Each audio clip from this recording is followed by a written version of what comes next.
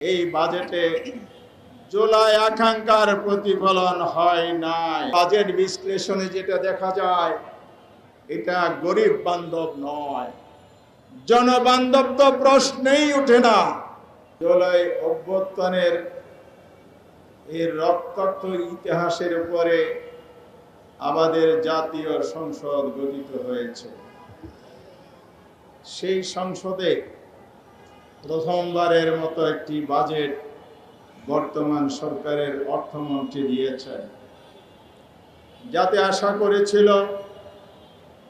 জুলাইয়ের বিপ্লবের যে চেতনা, দেশের পরিবর্তন এবং সংস্কার, আগামীর বাংলাদেশ, নতুন বাংলাদেশ, তার আলোকে একটি সুন্দর অর্থনীতি, সমৃদ্ধ অর্থনীতি এবং দেশের অর্থনীতিকে শক্তিশালী বৃদ্ধির উপর দাঁড় করানোর জন্য একটি বাজেট পেশ করা হবে। দুর্ভাগ্যজনক হলো সত্য, আমি নিজে একজন নাগরিক হিসেবে সংসদে সেই বাজেট পেশকালে উপস্থিত ছিলাম। যা লক্ষ্য করেছি, এই বাজেটে জুলাই আকাঙ্ক্ষার প্রতিফলন হয় নাই। আগে যেভাবে দলীয় ইস্তেহার এবং এজেন্ডা বাস্তবায়ন আর দলীয় কর্মী লালন পালনের যে কর্মসূচি, বাজেট যে একটি অর্থনৈতিক পরিকল্পনা বাৎসরিক, তার চিত্র যেন অঙ্কন করা হয়েছে। সংগ্রামী ভাইরা আমার, বাজেটটিকে বলা হচ্ছে বাংলাদেশের ইতিহাসের সর্ববৃহৎ বাজেট। একথা সত্য। মাননীয় অর্থমন্ত্রী 9,38,000 কোটি টাকার এযাবৎকালের সর্ববৃহৎ বাজেট দিয়েছেন।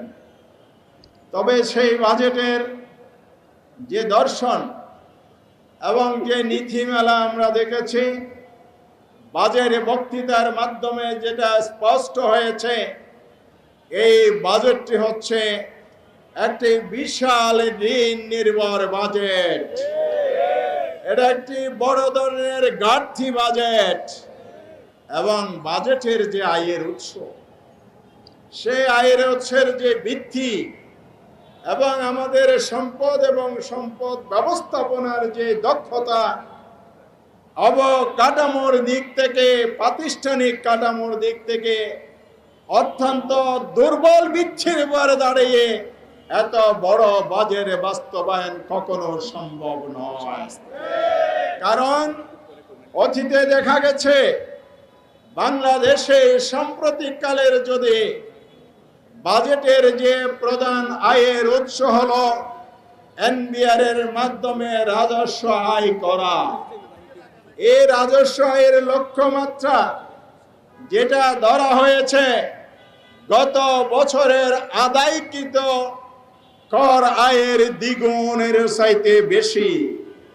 এমনকি আলাদিনের চেরাগ আপনারা পেয়েছেন, একটু জাতির কাছে পরিষ্কার করেন, এক লাফে আপনারা দ্বিগুণ কর আদায় করবেন। তবে হ্যাঁ, একটি আলাদিনের চেরাগ আপনারা খুঁজে পেয়েছেন, যেটা গত 1.5 বছরে আপনারা প্রমাণ করেছেন। সেটা হচ্ছে বাজেট হবে বড় এবং আয়ের উৎস যখন ব্যয়ের সাথে সামঞ্জস্যশীল হবে না, তখন এনবিআর উপরে চাপানো হবে, আর যা বরাদ্দ যাবে দলীয় কর্মীদের লুটপাটের উৎস হবে সেটি। এটাই আপনারা প্রমাণ করেছেন। আর বাজেট বিশ্লেষণে যেটা দেখা যায়, এটা গরিব বান্ধব নয়, জনবান্ধব তো প্রশ্নেই উঠে না। আমাদের ধনী লোকেরা এদেশে মন্ত্রী হয়েছেন, এরা জানেন নাকি? আমি বলি নাই।